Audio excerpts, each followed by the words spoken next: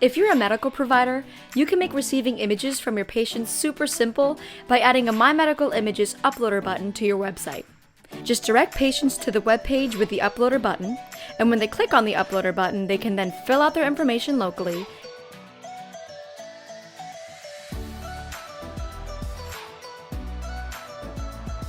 and hit upload, which sends them to the mymedicalimages uploader page. Without having to pay for an account, the patient can upload images via CD or zip file,